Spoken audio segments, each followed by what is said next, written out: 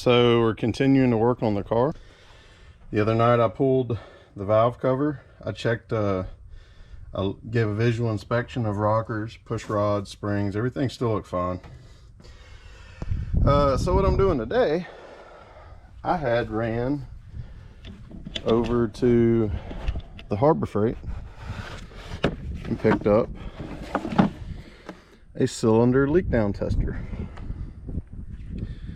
which is this right here.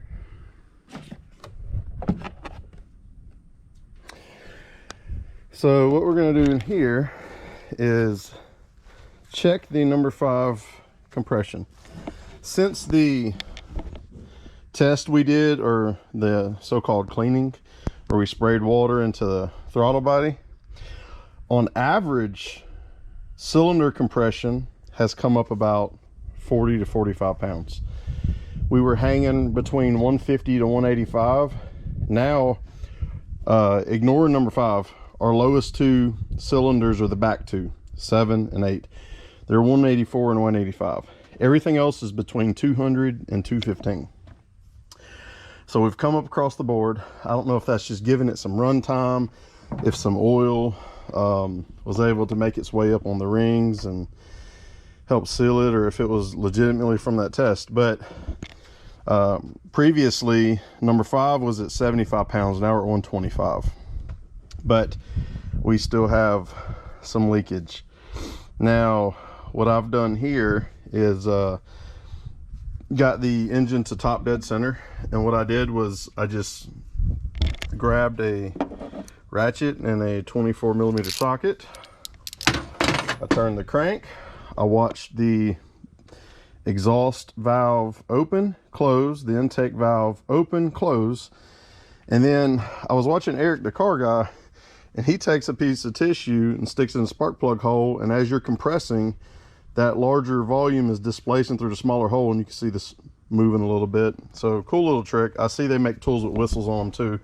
That'll whistle as you're coming up on the compression stroke. But once I got it towards the top, I used this screwdriver through the spark plug hole, and you could feel as you push up to teeter-totter, you could feel it pushing down once you get to top. Then once it starts going back down, you just kind of bump it back a little bit. So we're at very close, if not right at top dead center. We're going to now hook up the test equipment and kind of see where we're at.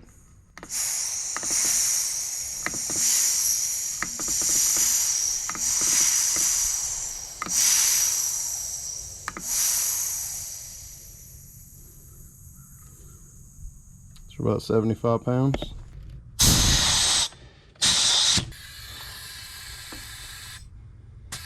So you can see whenever I stop the leak, pressure goes up. Put just a little bit of oil.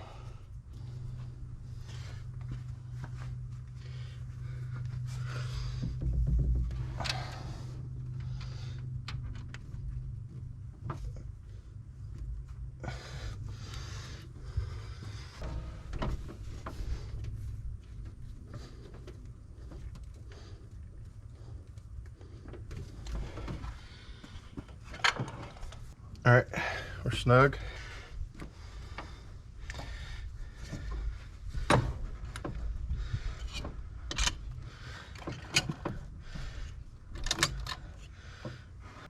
All right, so we're going to put, let's try about 40 pounds on the cylinder, and we're going to be listening for air coming out the exhaust, air coming out the intake, and air possibly bubbling in the coolant or out the oil pickup tube.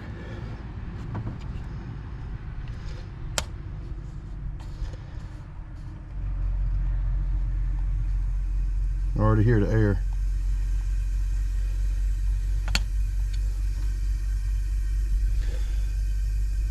So I've got, let's get it a good number.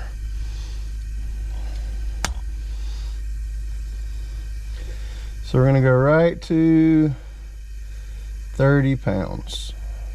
Okay, and we're showing about 28 there. Huh, no air coming out the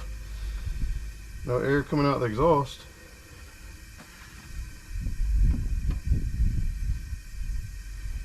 I do hear there though.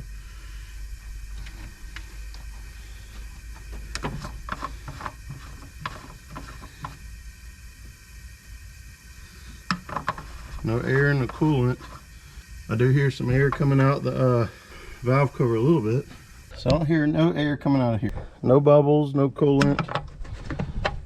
I do hear some air coming out the pickup tube. That would be the rings.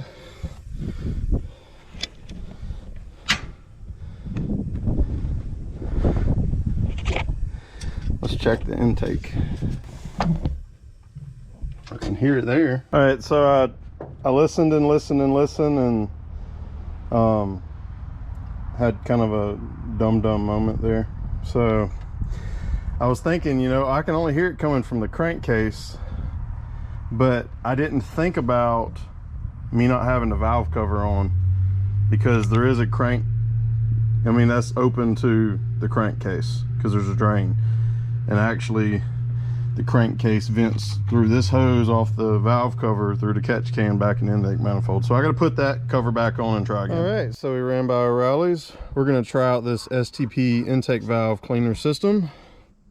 It is a system where you practically are going to have a controlled spray every 1 minute for about 9 minutes into the intake, and it's supposed to soak and clean the intake valves. So we're going to put the spark plugs back in, hook up the coil packs again, put everything back in service, and go through this procedure, and then we're going to pull the plugs back out and check compression again.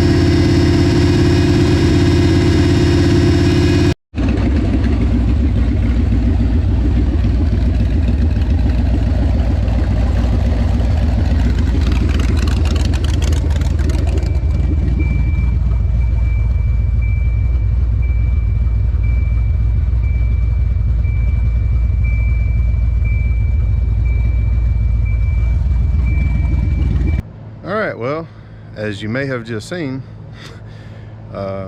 driver's side manifold was glowing red. Great. So the instructions said to turn on the timer on the can, open the valve, and run at about 2,000 to triple idle RPM for 9 minutes.